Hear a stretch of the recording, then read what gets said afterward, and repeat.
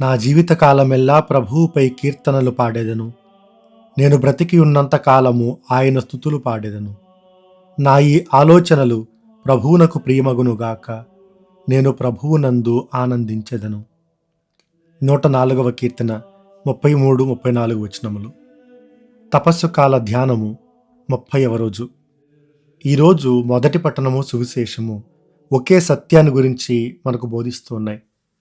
కంచు సర్పము ఎలా అయితే ఎడారిలో ఇశ్రాయేలీయుల యొక్క రక్షణకు కారణమైందో, యేసుక్రీస్తు కూడా అదే విధంగా రక్షణకు కారకుడవుతారు అని.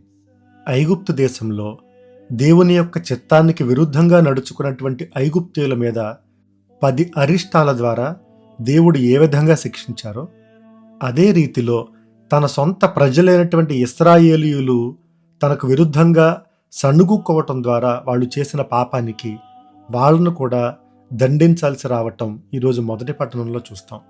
మన జీవితంలో కృతజ్ఞత లేకపోతే మనిషి ఎంతగా దిగజారిపోతాడో ఇది మనకు చూపిస్తుంది. నిర్గమకాండం 3వ అధ్యాయము 7వ వచనంలో ప్రభు మోషేతో మాట్లాడేటప్పుడు, వాళ్ళ బాధలు నేను కల్లారా చూశాను, దాస్యము నుండి విడిపించమని వాళ్ళు పెట్టే కేకలు నా చెవిన పడ్డాయి అని యావే దేవుడు చెబుతున్నారు. అవసరంలో ఉన్నప్పుడు ఆక్రందనలతో వాళ్ళు దేవుని వేడుకున్నారు. అలాంటి వాళ్ళు సణుగుకునేటువంటి స్థితికి వాళ్ళు ఎలా దిగజారారు? మాకు దాస్యం నుండి విముక్తి లభిస్తే చాలు అని ప్రార్థన చేసిన వాళ్ళు ఈ పాడు కూడు తినలేకపోతూ ఉన్నామని ఆకాశం నుండి దేవుడు మన్నా కురిపించిన దాని గురించి కూడా వాళ్ళు సణుగుకోవాల్సినటువంటి అవసరం ఏముంది? వాళ్ళ తిరుగుబాటులో మోషే మీదను దేవుని మీదను అని ఉంటుంది. మోషే, దేవుడు ఇద్దరు కూడా కలిసి ఉంటారు. దేవుని యొక్క ప్రతినిధిని ఇద్దరిని విమర్శించటం, సణుగుకోవటం అనేది వాళ్ళను శిక్షకు గురి చేసింది. ఈరోజు మనకుండే సుఖం వల్ల గతంలో మన పడిన కష్టాలు మనం మర్చిపోతే మనం ఏమీ నేర్చుకున్నట్టు. ఈరోజు మన కుటుంబాలు, మన జీవిత స్థాయి, మన ఆర్థిక పరిస్థితులు అన్నీ కూడా మెరుగుపడ్డాయి. దేవుడు మనల్ని ఎంతగా ఆశీర్వదించారో మన గతాన్ని, మన ఇప్పటిని రెండుటిని పోల్చి చూస్తే మనకు అర్థమవుతుంది. ఇంకా వేరే వాళ్ళ జీవితాలతో, వాళ్ళ పరిస్థితులతో పోల్చుకుని అసంతృప్తితో దేవునికి విరుద్ధంగా నాకు ఇది ఇవ్వలేదు, అది ఇవ్వలేదు, నాకంటే వాళ్ళు బాగుపడ్డారు, వీళ్ళు బాగుపడ్డారు అనేటువంటి సణుగుకోవటం అనేది దేవునికి అవమానం. ఈరోజు మనల్ని, మన జీవితాల్ని, మన కుటుంబాలని పరిశీలించుకుంటూ ఒక 20 ఏళ్ల క్రితం మనం ఎలా ఉండేవాళ్ళము, ఇప్పుడు మనం ఎలా ఉన్నాము ఒక్కసారి మనం ఆలోచించుకుందాం. ఇప్పుడు మన దగ్గర ఉన్న వాటిలో చాలా వరకు 20 ఏళ్ల క్రితం లేవు. అయినా కూడా మనం దేవుణ్ణి నిందిస్తూ ఇది నాకు ఇవ్వలేదు అని అసంతృప్తి పడలేదు.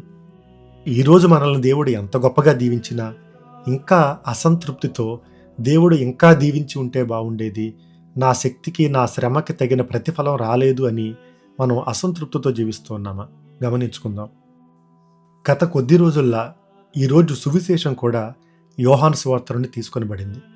యేసుక్రీస్తు మాట్లాడే ప్రతి మాటకి, చెప్పే ప్రతి సత్యానికి తండ్రి ప్రస్తావన లేకుండా ఏమీ మాట్లాడరు.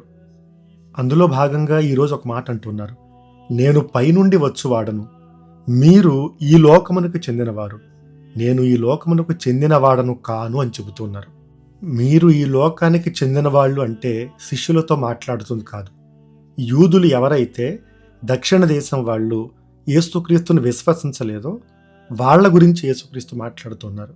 ఎందుకంటే 17వ అధ్యాయంలో యేసుక్రీస్తు చేసే ప్రార్థనలో 14వ వచనంలో ఇలా అంటారు, ఏలైనా నావలే వారును లోకమునకు చెందినవారు కారు అని.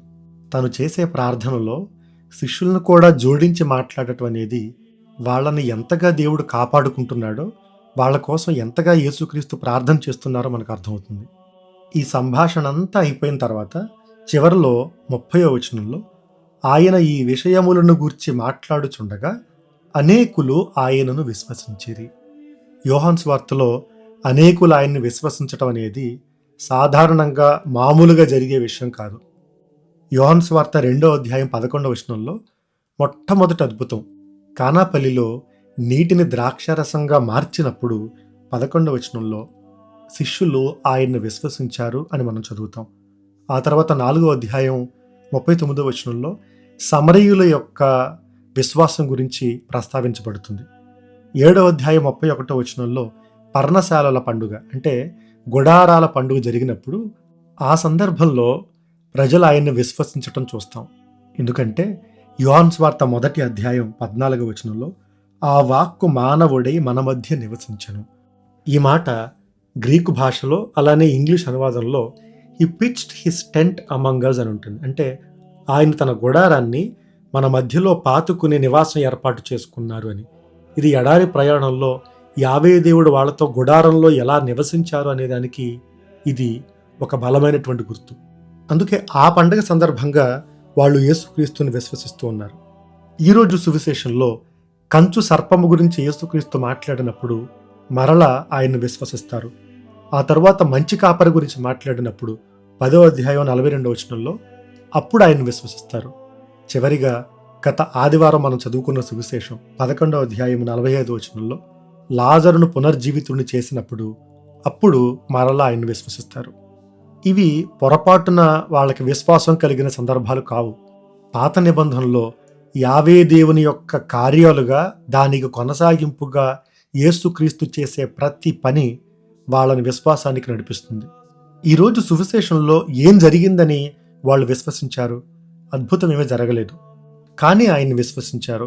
ఎందుకు అంటే యేసుక్రీస్తు చెప్పిన మాట, మీరు మనుష్య కుమారుని పైకెత్తినప్పుడు నేనే ఆయననని స్వాధికారముతో నేను ఏమీ చెయ్యక తండ్రి నాకు నేర్పిన వానిని మీకు చెప్పుచున్నానని మీరు గ్రహింతురు. మనుష్య కుమారుని పైకెత్తినప్పుడు అంటే 3 అర్థాలు ఉన్నాయి యోహాను సువార్తలో. మొట్టమొదటిది సిలువ వేసినప్పుడు ఆయన్ని పైకెత్తుతారు కాబట్టి అది ఒక అర్థం. రెండవది ఆయన పునరుత్థానం అయినప్పుడు, ఆయన ఉత్థానుడిగా సమాధి నుండి లేచినప్పుడు అది కూడా పైకి ఎత్తబడటం. 3వ అర్థం మోక్షారోహణ జరిగినప్పుడు, అప్పుడు కూడా యేసుక్రీస్తు పైకి ఎత్తబడ్డారు, పరలోకానికి కొనుపబడ్డారు అని. మీరు నన్ను పైకి ఎత్తినప్పుడు అప్పుడు నేనే ఆయననని మీరు గ్రహింతురు. యేసుక్రీస్తు యొక్క తత్వాన్ని, యేసుక్రీస్తు ఎవరు అనేటువంటి సత్యాన్ని మనం గ్రహించాలి అంటే అది సిలువ మీద బహిర్గతం అవుతుంది. అక్కడ మనకు అర్థమవుతుంది యేసుక్రీస్తు ఎవరు అనేది. ఉద్దేశపూర్వకంగానే యోహాను గారు పైకి ఎత్తబడటం అంటే సిలువ మీద, మరణము నుండా మోక్షారోహణ అనేది స్పష్టం చేయరు. ఎందుకంటే మహిమ అనేది శ్రమల నుండి, ఉత్థానము నుండి, మోక్షారోహణ నుండి అన్నీ కూడా మహిమ. సిలువ మీద కూడా యేసుక్రీస్తు మహిమతో నింపబడిన వాళ్లే అనేటువంటి సత్యాన్ని యోహాను గారు ప్రస్తావిస్తున్నారు. 2వ భాగంలో నేనే ఆయనను అని, ఇంగ్లీష్లో ఐ యామ్, మూల గ్రీకు భాషలో ఎగో ఎయిమీ. ఇది కూడా ఉద్దేశపూర్వకంగా రాసిన మాట. ఇది చదివేటువంటి వాళ్ళకి ఏం గుర్తొస్తుంది అంటే, మండుచున్న పొదలో యావే దేవుడు మోషేతో మాట్లాడుతున్నప్పుడు ఎవరు పంపించారు అని ఆ దేవుడు పేరేంటో నన్ను అడిగినప్పుడు నేనేం చెప్పాలి అన్నప్పుడు నేను ఉన్నవాడను అని చెప్తారు, ఎగో ఎయిమీ. అందుకే యోహాను సువార్తలో ఇదే మాట, ఎగో ఎయిమీ అనేటువంటి మాట తరచుగా వినిపిస్తుంది.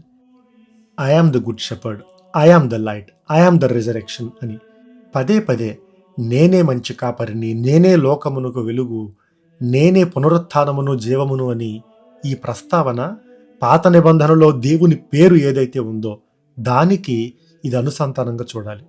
2 వారాల క్రితం గ్రుడ్డివాని యొక్క వృత్తాంతంలో మనం చూసాం. ఈ శ్రమ లేదా ఈ అంధత్వం అనేది పాపం వల్ల రాలేదు, దేవుని మహిమ కోసం వచ్చింది అని యేసుక్రీస్తు చెప్పటం అనేది తన గురించి, తన శిలువ శ్రమల గురించి కూడా మనం అర్థం చేసుకోవాలి. శిలువ తరువాత మహిమ కాదు, శిలువలోనే మహిమ. శ్రమల తర్వాత వచ్చేది దేవుని మహిమ, దీవెన, కృప కాదు. శ్రమల ద్వారానే వచ్చేది దేవుని కృప, దేవుని మహిమ. ఆ శిలువ యొక్క పరమార్థాన్ని దేవుడు మనకు ప్రసాదించాలని ఈరోజు ప్రార్థన చేద్దాం. ఈరోజు మనం అర్పించే చిరు త్యాగము మన ఇంట్లో కానీ లేదా ఏదైనా దేవాలయంలో కానీ ఒక అర్ధగంట సేపు మోకరించి దాని వైపు చూస్తూ ప్రార్థన చేద్దాం. యేసుక్రీస్తు చెప్పారు, నేను పైకెత్తబడినప్పుడు అందరినీ నా వైపు ఆకర్షింతును అని. అందుకే ఈరోజు సిలువ వైపు చూస్తూ ధ్యానం చేద్దాం. ఏ ప్రార్థన, ఏ జపము, ఏ జపమాల ఏమీ చెప్పవలసిన అవసరం లేదు. ఒక అర్ధగంట సేపు మోకరించి సిలువ వైపు చూస్తూ తన శ్రమల పరమరహస్యాన్ని మనకు తెలియచేయమని ప్రార్థన చేద్దాం. ఈ ధ్యానం చేసే ముందు యెషయా ప్రవక్త గ్రంథము 52వ అధ్యాయము 13వ వచనం నుండి 53వ అధ్యాయం 12వ వచనం వరకు బాధామయ సేవకుని యొక్క గీతము, ఇది చదివిన తరువాత ధ్యానం చేద్దాం.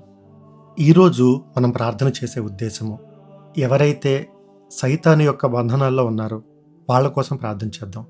చాలా దేశాల్లో సాతానుతో రక్తంతో ఒడంబడిక చేసుకునే వాళ్ళు ఉన్నారు. వాళ్ళు అనుకున్న దాన్ని వాళ్ళు పొందుకోవటం కోసం వాళ్ళ ఆత్మల్ని సాతానుకి అప్పగించే వాళ్ళు ఉన్నారు. మనం అనుకోవచ్చు, మనం ఆ కోవకు చెందిన వాళ్ళం కాదు కదా అని. కానీ మన ప్రాంతాల్లో కూడా చేతబడులని, క్షుద్ర పూజలని, మంత్రాలని, చనిపోయిన వాళ్లతో సంప్రదించేటువంటి విధానాలు, ఇలా అనేక రీతులుగా దేవునికి విరుద్ధంగా జీవిస్తున్న వాళ్ళు ఉన్నారు. వాళ్ళ కోసం ప్రార్థన చేద్దాం. కేవలం అవి మాత్రమే కాదు, మూఢనమ్మకాలు ఉన్నాయి. ఇది మంచి రోజు, ఇది చెడు రోజు, పలానా రోజున పెళ్లి చేసుకుంటే చెడు జరుగుతుంది, ముహూర్తాలు నమ్మటం, వాస్తు శాస్త్రాన్ని వాళ్ళను సంప్రదించటం, లేదా ఒంటి మీద తాయెత్తులు కట్టుకోవటం, దిష్టి తగలకుండా తాళ్ళు కట్టుకోవటం, ఇవన్నీ కూడా దేవునికి విరుద్ధమైనవే. ఇవన్నీ నిజమా అబద్ధమా, ఉన్నాయా లేవా, వీటిని కొట్టి పారేస్తున్నామా అనేది ఇక్కడ ప్రశ్న కాదు. ఇలాంటి శక్తులు 100 ఉండొచ్చు. అవి నిజం కావచ్చు, అబద్ధం కావచ్చు. కానీ వాటి నుంచి సంరక్షించే శక్తి దేవునికి ఉంది అని నమ్మటం విశ్వాసం. దిష్టి తగలకుండా మనల్ని మనం కాపాడుకోవాలంటే చేతికి కాళ్ళకి నల్లటి తాళ్ళు కట్టుకోవాలి అనుకుంటే ఆ శక్తి జపమాలకి, మన బైబిల్కి లేదు అని అనటమే. రెండిట్లో మనం ఒక్కదాన్నే నమ్మాలి. జపమాల, బైబిలా, లేదంటే ఆ తాళ్ళ. రెండిటినీ నమ్ముతున్నాము అని అనుకుంటే యేసుక్రీస్తు చెప్పిన మాట మనం జ్ఞాపకం చేసుకోవాలి. ఒక సేవకుడు 2 యజమానులకు సేవ చేయలేడు. మన చుట్టూ 100 దుష్ట శక్తులు ఉన్నా కూడా వాటి నుండి కాపాడే శక్తి దేవునికి మాత్రమే ఉంది అని మనం నమ్మితే దేవుడి మీద భారం వేసి మనం ఏదైనా చేయగలం. ఎప్పుడైతే మన చేతికి కాళ్లకు ఉన్నటువంటి ఒక తాడు, అమావాస్య, వాస్తు శాస్త్రం ఇట్లాంటివి మన జీవితాన్ని నిర్ధారిస్తాయో, పరోక్షంగా ఇండైరెక్ట్గా మనం ఏం చెబుతున్నాము అంటే, మా దేవుడు వీటికంటే శక్తివంతమైన వాడు కాదు, వీటి నుండి మమ్మల్ని కాపాడే శక్తి మళ్ళా వాటికి తప్ప మా దేవునికి లేదు అని అర్థం. ఈ సందర్భంలో నీటి మీద నడిచేటప్పుడు పేతురు యొక్క పరిస్థితిని మనం జ్ఞాపకం చేసుకుందాం. తన కళ్ళ ముందు ఉవ్వెత్తున ఎగిసే అలలు ఉన్నా, తన చుట్టూ హోరున వీచే గాలులు ఉన్నా, పెను తుఫానులు ఉన్నా, తన ప్రక్కనే ఉన్న దేవుడు తనకేమీ కానివ్వడు అనేది నమ్మకం. అలా కాకుండా వీటికి యేసుక్రీస్తు కంటే ఎక్కువ శక్తి ఉంది అని మనం భయపడిన మరుక్షణం మనం మునిగిపోవటం మొదలు పెడతాం. గాఢాంధకారపు లోయలో పయనించినప్పుడును నేనెట్టి అపాయమునకు భయపడను, ఎందుకన నీవు నాకు తోడుగా నుందువు, నీ రాజదండము నీ చేతి కర్ర నన్ను కాపాడుచుండును. ప్రార్థన చేసుకుందాం. కృపాసత్య సంపూర్ణుడైన ప్రభువా, ఈరోజు వాక్యం ద్వారా మాతో మాట్లాడుతూ, నీ కుమారుడు కంచు సర్పము వలె పైకెత్తబడినప్పుడు మా రక్షణకు కారకుడు ఎలా అవుతారో, పైకెత్తబడినటువంటి ఆయన శ్రమల్లో నీ మహిమ ఎలా బహిర్గతం అవుతుందో మాకు తెలియచేసినందుకు మీకు వందనములు. ఇశ్రాయేలీయుల వలె మా గత జీవితాన్ని మేము మర్చిపోతూ మీకు విరుద్ధంగా కృతజ్ఞతను విడిచిపెట్టి సణుగుకునేటువంటి మా తత్వాన్ని మన్నించమని అడుగుతూ ఉన్నాం. మా ప్రతిరోజు జీవితంలో మీ సంరక్షణను, మీ కాపుదలను, మీ కృపను అనుభవిస్తూ సంతృప్తిగా జీవించే కృపను మాకు ప్రసాదించండి. శిలువ యొక్క పరమరహస్యాన్ని గ్రహించేటువంటి కృపను మా అందరికీ దయచేయండి. అలాగే ఈరోజు మేము ప్రార్థన చేసే ఉద్దేశాన్ని మీకు సమర్పిస్తూ ఉన్నాం ప్రభువా. ఎవరైతే సైతాను యొక్క బంధనాల్లో ఉన్నారో, అంధకార శక్తులకు, చీకటికి వాళ్ళ ఆత్మను అప్పగించారో, సాతానును పూజిస్తూ క్షుద్ర పూజలు చేస్తూ ఉన్నారు, మూఢనమ్మకాలతో మీ కృపకు అవమానకరంగా జీవిస్తూ ఉన్నారు, వాళ్ళందరి కోసం ప్రార్థన చేస్తూ ఉన్నాం ప్రభువా.